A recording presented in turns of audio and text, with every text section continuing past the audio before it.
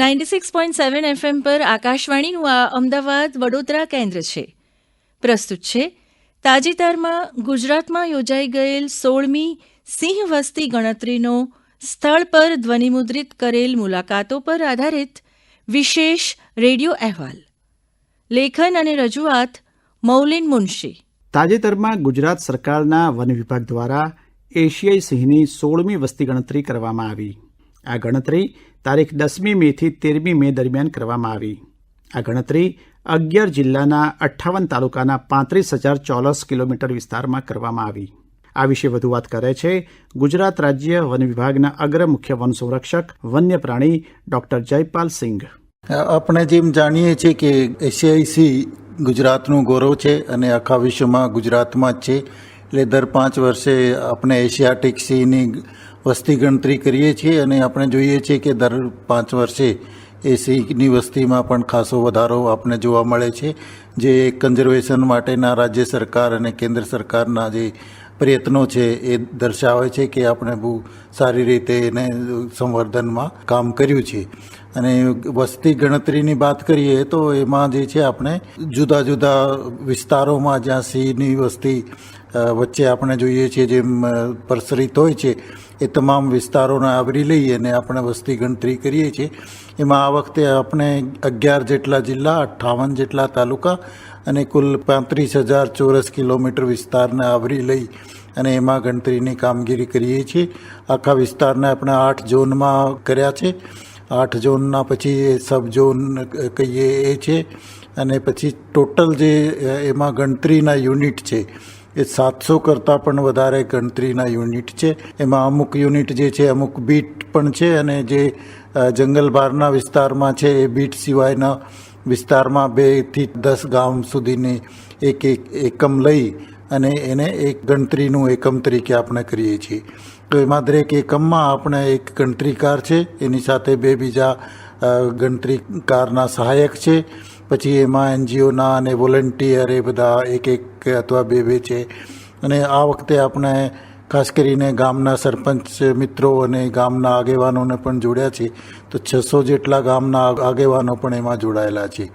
અને એ જે ગણતરીનો એકમ છે એના ઉપર જે છે ઝોનલ અધિકારી, સબ ઝોનલ અધિકારી અને પછી એના ઉપર ઓબ્ઝર્વર છે. ઓબ્ઝર્વર એટલે એમાં બહુ પ્રબુદ્ધ લોકો એમાં જોડાયેલા છે, જે અમુક રિટાયર્ડ ફોરેસ્ટ ઓફિસર છે, અમુક સ્ટેટ બોર્ડ અને નેશનલ વાઇલ્ડલાઇફ બોર્ડના મેમ્બર પણ છે, અમુક બીજા પણ જે વન્ય પ્રાણી સંરક્ષણમાં રસ ધરાવતા અમુક જ્યુડિશિયરીના પણ સભ્યો છે. એટલે એ ખૂબ વિસ્તૃત આપણે એ કાર્યક્રમનું આયોજન કરી રહ્યા છીએ. આની અંદર સાહેબ ડુપ્લિકેશન ના થાય એકની ગણતરી, તો એના માટે કેવી ચીવટ રાખવામાં આવે છે? એમાં જે છે આપણે સિંહની જે જોઈએ છે દર વખતે એમાં થોડું ઘણું મૂવમેન્ટ હોય છે અને આજુબાજુના વિસ્તારમાં હોઈ શકે કે એક જગ્યાએ ગણતરી થઈ હોય અને બીજી જગ્યાએ પણ કદાચ એ મૂવ કરીને ગયા હોય. એટલે આપણે એક જિયોગ્રાફિકલ ઇન્ફોર્મેશન સિસ્ટમ ઉપર એનું પછી આકલન કરીએ છીએ કે એને જ્યાં શક્યતા દેખાય કે આ કદાચ આ ગ્રુપ જે છે આ બાજુ મૂવ કરી ગયા હોય તો એ બધાને જે છે આપણે એલિમિનેટ કરી દઈએ છીએ. તો એ જિયોગ્રાફિકલ ઇન્ફોર્મેશન સિસ્ટમ ઉપર આપણે એ નક્કી કરી અને બીજા જે છે એનો સમય પણ જોઈએ છે કે એ જે સમયે આ દેખાયું છે પણ પછી કેટલા વખત પછી આટલા એ સિમિલર ગ્રુપ બીજા ભાગમાં દેખાયું હોય તો પછી એને પણ આપણે એલિમિનેટ કરીએ છીએ. એના માટે ખૂબ એક મોટી એક્સરસાઇઝ કરીને પછી એમાં ટ્રાય કરીએ છીએ કે કોઈ બેવડાય નહીં કોઈ પણ જગ્યાની વસ્તી. અને એ પછી ટેકનોલોજીનો પણ આપણે ઉપયોગ કરીએ છીએ કે ટેકનોલોજીમાં ખૂબ એ ફોટા અને એના ઉપરથી એક સોફ્ટવેર છે જે જેટલા સિંહના ફોટા છે એના ઉપરથી નક્કી કરી દે છે કે જે છે આ જ સિંહ કદાચ બેવડાયા હોય તો એને પછી એનાથી પણ આપણે એલિમિનેટ કરીએ છીએ. સાસણગીર વિસ્તારમાં સિંહોનું સંવર્ધન કઈ રીતે કરવામાં આવે છે તે વિશે વાત કરે છે સાસણગીર વન્ય પ્રાણી વિભાગના નાયબ વન સંરક્ષક ડોક્ટર મોહન રામ. ખાસ કરીને સાહેબ જે રેવન્યુ વિસ્તાર છે એમાં પણ સિંહોની હાજરી હવે દેખાઈ રહી છે, તો એ તમારા માટે પણ એક પડકારરૂપ છે. રેવન્યુ વિસ્તાર જે છે તો એમાં સિંહોનું સંરક્ષણનું મેનેજમેન્ટ આપ કઈ રીતે કરો છો? જો આપણે વાત કરી રેવન્યુ વિસ્તારની, એ તો આપણી ફોરેસ્ટ હોય, રેવન્યુ, એ તો આપણે કેટેગરી બનાવે. હવે આપણે સાવજની એંગલથી જોઈએ તો આને માટે તો આનો જ રહેઠાણ જ છે. હવે રેવન્યુમાં પણ ઘણી બધી એવું હોય ને જમીન, આપણે લેન્ડની વાત કરીએ કે જે બહુ મોટી મોટી સરકારી પડતર છે, પંચાયતની બહુ મોટી લેન્ડ છે, ગોચરની મોટી લેન્ડ છે, રેવન્યુના ખરાબા છે, એ ખરેખર જોઈએ તો એમ ફોરેસ્ટ જેવું જ લાગે છે. અને ત્યાં આપણે જોઈએ ભૂંડ છે, નીલગાય છે, બીજા પ્રાણી પણ ઘણી બધી સંખ્યા છે. તો જ્યારથી એ ડિસ્પર્સલ થાય, અને ત્યાં ફોરેસ્ટના પણ ઘણા બધા મોટા મોટા લેન્ડ છે, તો એ ત્યાંથી ત્યાં જાય, ત્યાં સેટલ થઈ જાય, ફોરેસ્ટની લેન્ડમાં પણ સેટલ થઈ જાય, અવર જવર કોરિડોરના માધ્યમથી કરે તો આમે રેવન્યુ વિસ્તાર બધો આવતો હોય બહારના વિસ્તારમાં. એટલા માટે એવું લાગે છે કે રેવન્યુ વિસ્તારમાં, પણ ખરેખર બંનેનો મિશ્રણ છે આખી જમીનનો, એમે થાય છે. અને એમે જ્યારે થતા હોય તો લોકો ઘણા બધો સહયોગ આપે છે, ખેતરમાં આવી ગયા. અને એક હું બીજી વાત કરું આપને, અમે બહારના વિસ્તારમાં લાયન જે ખાય છે ને એની ડાયટનો સ્ટડી કરાયો કે શું ખાય છે, તો અમે 53% ઉપર તો નીલગાય આવે છે. તો આ મોટી સર્વિસ સાવજો આપણે કિસાનને આપી રહ્યા છે, હેલ્પફુલ. અને બીજું એટલા ઓછા મારણ કરશે, ગાય ભેંસ હોય કાંઈ હોય તો આપણે બંને બાજુથી બેલેન્સિંગ કરે. જે આપણે કહીએ ને પારિસ્થિતિક તંત્રથી એટલી મોટી ઇકોસિસ્ટમ સર્વિસીસ સાવજ આપે છે, એનો પણ બહુ સારું યોગદાન છે. તો એ એક એટલા કોએક્ઝિસ્ટ, અને લોકો પણ બહુ આપણે કહીએ કે સૌરાષ્ટ્રના લોકો અને ગુજરાતના લોકો એવું છે કે વન્ય પ્રાણીને ભેગું રહીને પાછો બધો સંરક્ષણની કામગીરીમાં બહુ સહયોગ આપે છે. અને આ વર્ષે આપણે સિંહ વસ્તી અંદાજમાં જોઈ જ રહ્યા છે. કોસ્ટલ એરિયામાં પણ સિંહોની હાજરી હવે નોંધાઈ છે, તો એની પણ કંઈક વિશેષતા છે. કોસ્ટલ એરિયામાં જે એશિયાટિક લાયન છે એની વાત કરશો રસપ્રદ? બહુ સારી વાત કરી. અને મને લાગે શ્રોતા મિત્રોને જાણવું પણ જોઈએ કે આપણે જે દરિયાકાંઠો હોય તો આમે પણ સારી રીતે જોવા મળે છે. કોસ્ટલની વાત કરીએ તો 1990-95 ને આજુબાજુમાં જોઈએ તો ત્યારે ક્યારે જઈને પાછા આવી જતા હતા. એમ પ્રકારનો શરૂ થયો અને પછી ધીરે ધીરે સેટલમેન્ટ થયો. અને જે લાસ્ટવાળી આપણે છેલ્લી ગણતરી કરી 2020માં પણ આમાં પણ 3 સેટેલાઇટ પોપ્યુલેશન આવી, જેને આપણે કહીએ કોસ્ટમાં લગભગ 100-125 જેવા સાવજ હતા તે વખતમાં પણ. આ વર્ષે તો અત્યારે આંકડા આવશે ત્યારે ખબર પડશે કે કેટલી છે. હવે ત્યાં છે ને જે આપણે પહેલાં વાત કરી કે જમીનની, તો જમીન જે છે કોસ્ટલમાં ઘણો બધો જ કોસ્ટલ દરિયાઈ પટ્ટી છે એ જંગલ ડિક્લેર કરેલા છે સરકારશ્રી તરફથી, તો આમે મોટા પાયા રહેતા હોય. હવે આખી અલોંગ કોસ્ટમાં પટ્ટી છે, એમાં નીલગાય છે, ક્યાંય ચીતલ પણ છે, અમે ભૂંડ પણ ઘણા બધા છે. તો એ બધો જે છે આને ડાયટના રૂપમાં કામ કરે છે, ભોજન થઈ ગયું હોય જે પણ કહીએ. અને ત્યાં આપણે પણ જઈને જોઈએ અને સાંજે દરિયાકાંઠે બેસે, નીકળે, દરિયાની ઘણી બધી કાંઠ છે, જૂના પ્લાન્ટેશન્સ વગેરે એ છે. તો અમે બહુ સારી રીતે સેટલ થઈ ગયા. સેટેલાઇટ પોપ્યુલેશનમાં આખું અવર જવર કરે છે. અને ત્યાંનો આપણે એવું લાગીએ કે અહીંયા તો કેવી પ્રકારની વાઇલ્ડ લાઈફ હોય, સાવજ હોય કે નહીં, પણ સાંજે જો અને દરિયાકાંઠો હોય, મોજા હાલતા હોય અને સાવજ બેસ્યો હોય અને એના સાથે હુંક કરતો હોય તો કેવડા બહુ સરસ, મતલબ સંરક્ષણમાં. અને આ હું આપને કહું આખી દુનિયામાં સંરક્ષણનો એક સારામાં સારો કન્ઝર્વેશનનો ઉદાહરણ આપીએ તો આપણે જોયો ગીરનો જંગલ, બહારના દરિયાકાંઠાના ગાશિયામાં વીડીજી વિસ્તાર કહીએ છીએ, બધો મળીને એવો પ્રકારનો એક કમ્પોઝિટ મલ્ટી યુઝ લેન્ડસ્કેપમાં જેમાં હ્યુમન્સ પણ છે, બીજી વન્ય પ્રાણી છે, એ એક બહુ સારામાં સારો ઉદાહરણ છે.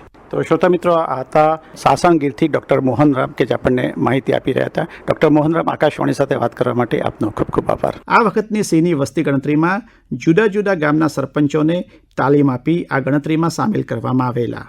આ અંગે પોતાના અનુભવ વિશે વાત કરે છે સરપંચ જુમાભાઈ કટિયા. સિંહ છે અમારે ખેતીવાડી વિસ્તારમાં આવતો ગામડાની અંદર, તો અમને લોકલથી એવી જાણ મળતી હોય કે ગ્રામ પંચાયત અહીંયા મારણ કરેલું છે કે અહીંયા સિંહ જોવા મળ્યો હતો, બરોબર, એના પંજાના નિશાન ઉપરથી, તો અમે સીધા રેન્જ ઉપર ફોન કરીને ફોન એને જાણ કરીએ કે ભાઈ અહીંયા સિંહ અમને જોવા મળ્યો ને આ વિસ્તારમાં ગયો છે.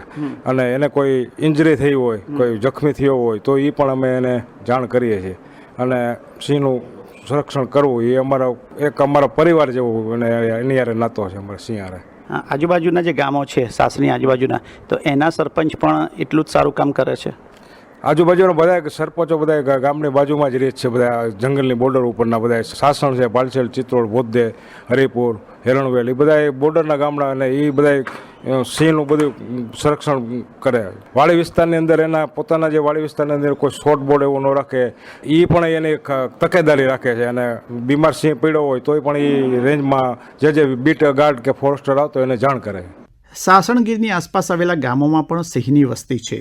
આ ગામોમાં સિંહો અને માનવ વસ્તી વચ્ચે ઘર્ષણ ન થાય તે માટે વન વિભાગ જે પ્રયત્ન કરે છે તે વિશે વાત કરે છે રેન્જ ફોરેસ્ટ ઓફિસર દર્શનાબેન. મિત્રો, અત્યારે હું સાસણગીરથી નજીક એટલે લગભગ 28 કિલોમીટર દૂર જે મેંદરડા ગામ છે ત્યાં આવેલો છું. અને અહીંયા રેવન્યુ વિસ્તારમાં પણ સિંહોની વસ્તી નોંધાયેલી છે. મારી સાથે અહીંના આરએફઓ દર્શનાબેન છે.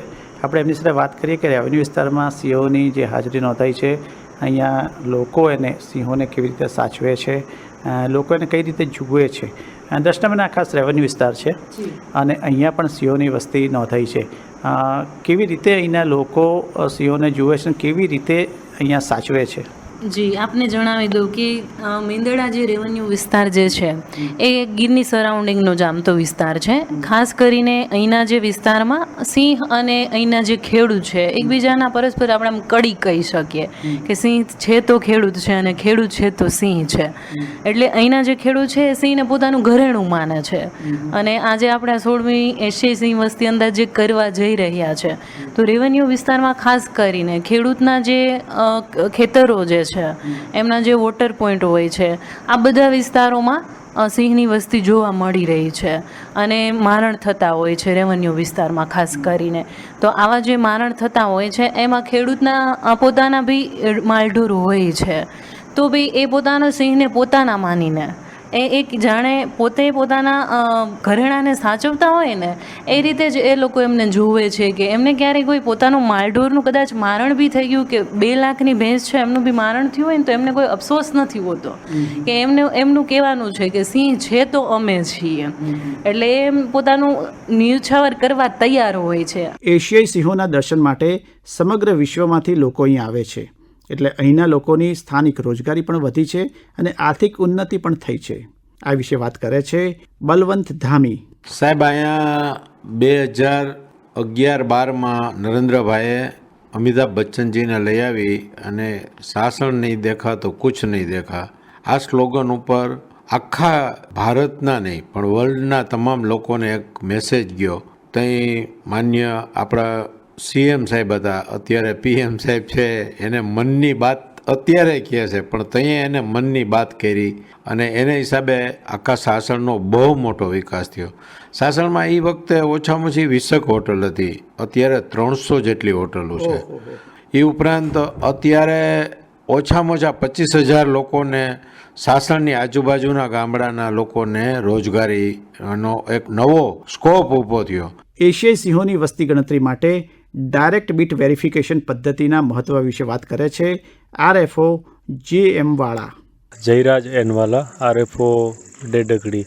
આજે વસ્તી ગણતરીનું ખૂબ ઇન્ટરેસ્ટિંગ કાર્ય સાહેબ ચાલી રહ્યું છે અને આપે એક શબ્દ યુઝ કર્યો કે હું ઝોન સબ ઝોન ઇન્ચાર્જ છું. તો કઈ રીતે આ બધી ગણતરીની પ્રક્રિયા છે કહેશો આપના ઝોનમાં?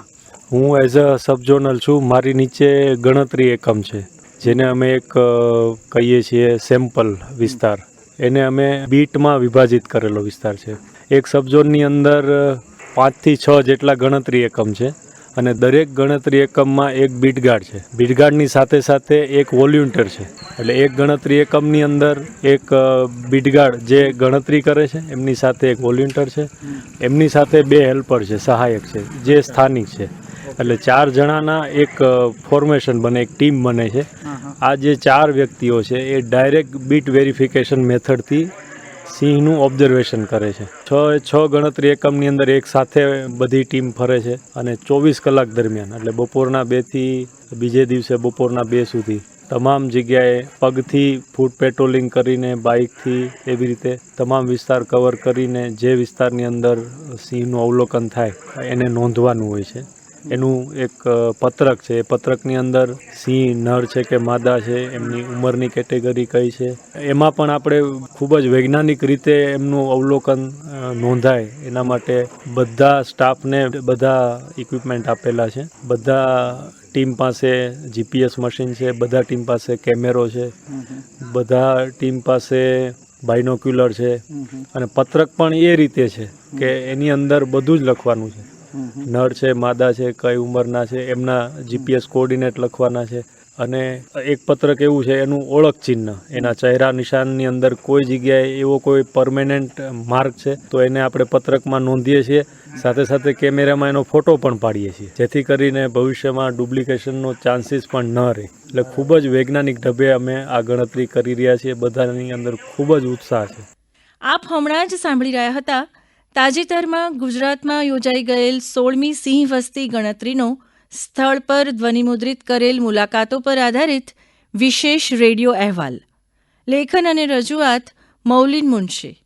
કાર્યક્રમનું પ્રસારણ 96.7 FM પર આકાશવાણી અમદાવાદ વડોદરા કેન્દ્ર પરથી કરવામાં આવ્યું.